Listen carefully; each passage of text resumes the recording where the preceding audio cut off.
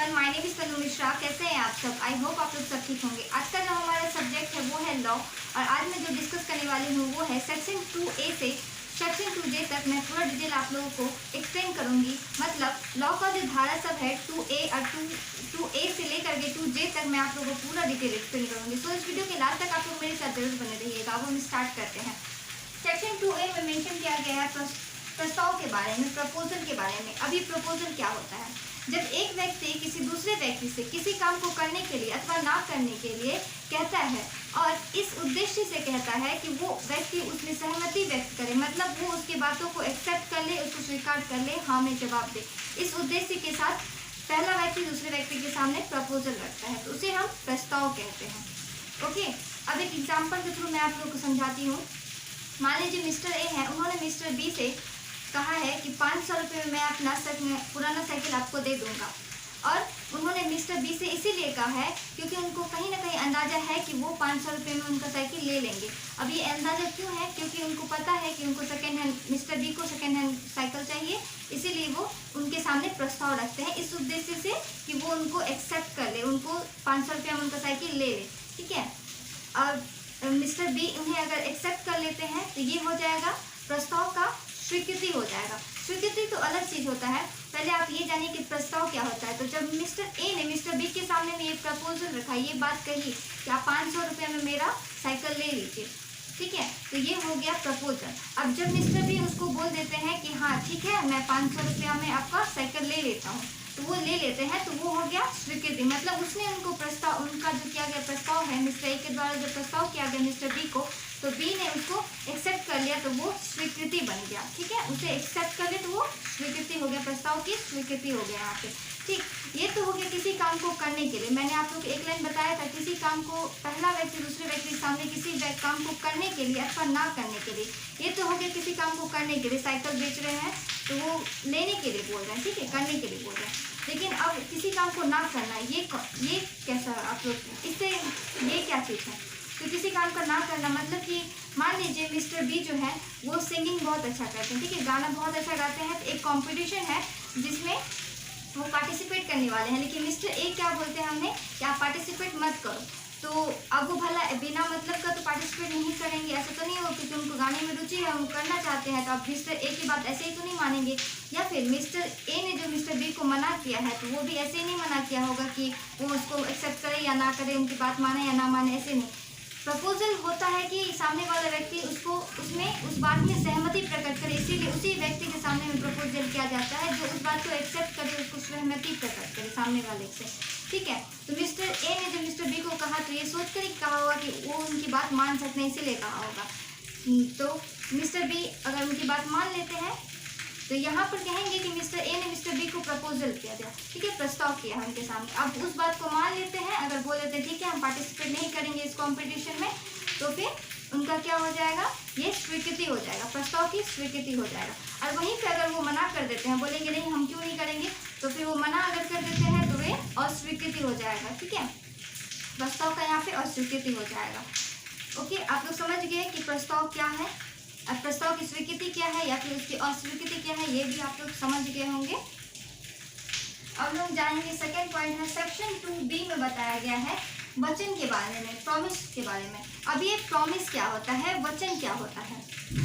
वचन एक्चुअली में क्या होता है कि अगर कोई प्रस्ताव करता है, ठीक है, कोई सामने वाला व्यक्ति किसी एक व्यक्ति ने दूसरे व्यक्ति के सामने में प्रस्ताव किया और दूसरे व्यक्ति ने उसे एक्सेप्ट कर लिया, तो वो हो गया स्वीकृति, प्रस्ताव की स्वीकृति हो गया। और जैसे ही प्रस्ताव की स्वीकृति होता है तो वो एक प्रॉमिस बन जाता है, वहाँ पे एक वचन का निर्माण हो जाता है।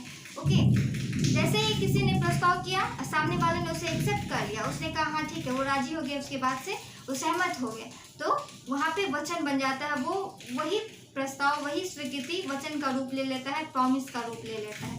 ओके, एक एग्जाम्पल भी मैं आप लोगों को इसमें समझा देती हूँ। मान लीजिए 500 रुपया में ए ने बी को साइकिल बेचा, प्रस्ताव किया बेचने के लिए, अब बी ने उसको एक्सेप्ट कर लिया, तो यहाँ पे ऑटोमेटिकली ये वचन का रूप हो गया। ठीक है, प्रस्ताव हुआ 500 रुपये साइकिल बेचने का, ए ने किया, अब मिस्टर बी ने उसे एक्सेप्ट कर लिया, 500 रुपये में साइकिल खरीद लिया। ठीक, तो ये वचन बन गया, ऑटोमेटिकली वचन बन गया। ठीक, प्रस्ताव स्वीकृति दोनों हुआ, वचन बन गया। ठीक, नेक्स्ट पॉइंट है सेक्शन 2C सेक्शन 2C में बताया गया है वचनदाता तथा वचनग्रहता के बारे में, मतलब प्रॉमिसर एंड प्रॉमिसी के बारे में। अब ये प्रॉमिसर कौन होते हैं एंड प्रॉमिसी कौन होते हैं?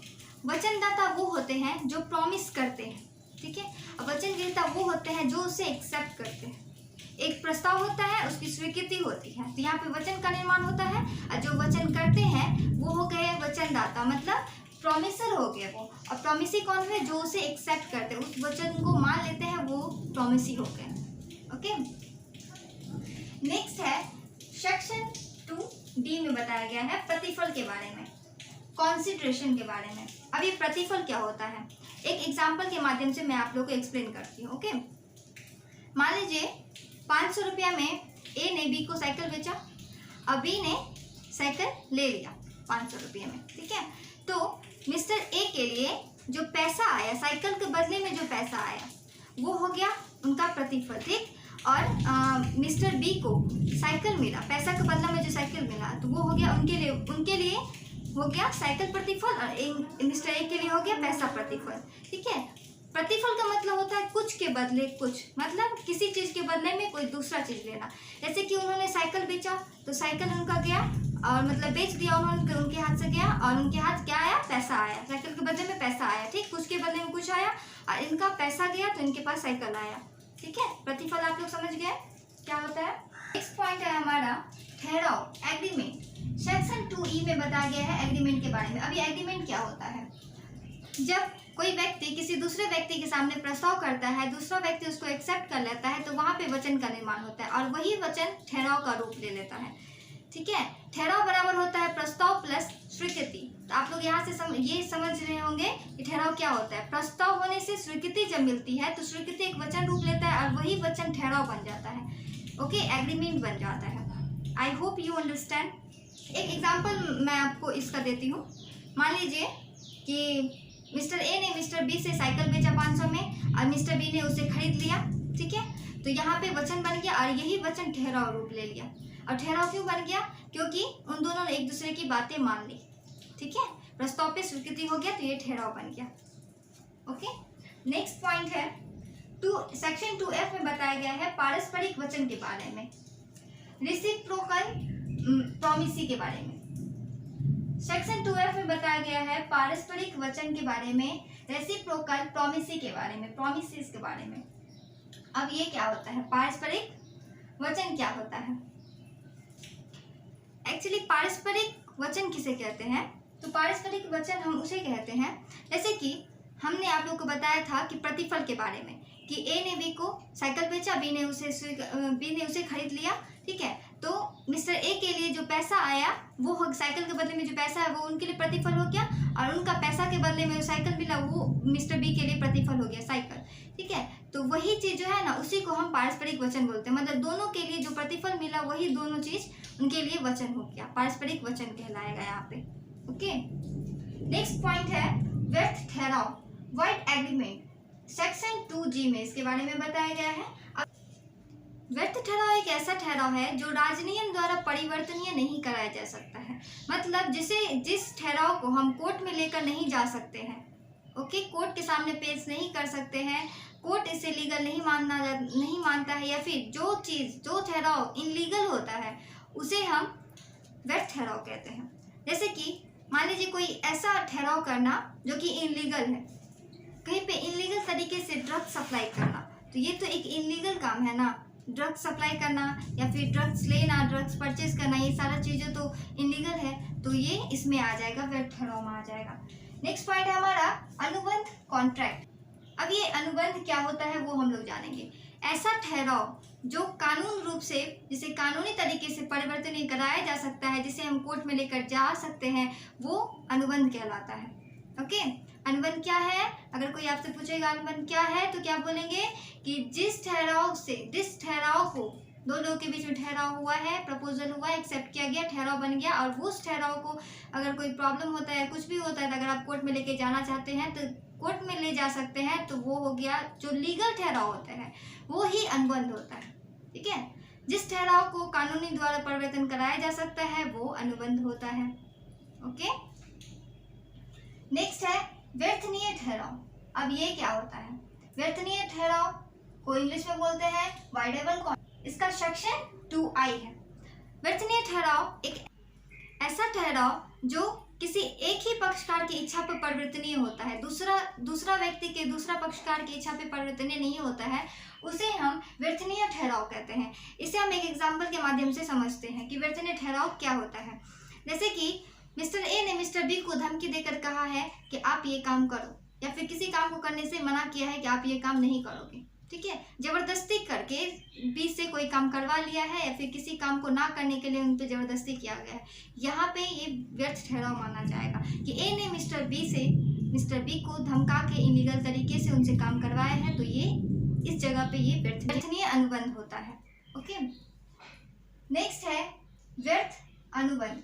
सेक्शन 2J में व्यर्थ अनुबंध के बारे में बताया गया है। अब ये व्यर्थ अनुबंध क्या होता है? ऐसा अनुबंध जिसे हम कानूनी रूप से परिवर्तन नहीं कर सकते हैं, वो व्यर्थ अनुबंध कहलाता है। जैसे कि मान लीजिए कि मिस्टर ए ने मिस्टर बी से किसी चीज़ को लेकर अनुबंध किया है, ठीक है। मान लीजिए एक गाय है, एग्जाम्पल के लिए एक गाय है जिसपे मिस्टर ए ने कहा है मिस्टर बी से कि आप ये 5,000 में ले लो। बी ने कहा कि ठीक है, लेकिन अनुबंध हुआ, लेकिन अनुबंध जब हो रहा था उससे पहले ही और या फिर उस समय ही वो गाय मर जाती है, ठीक है। तो यहाँ पे ये व्यर्थ अनुबंध हो गया। पता दोनों पक्षकार में से किसी को नहीं है, लेकिन गाय मर गई, तो ये यहाँ पे व्यर्थ अनुबंध हो जाएगा। Okay, I hope you understand. Thank you watching this video.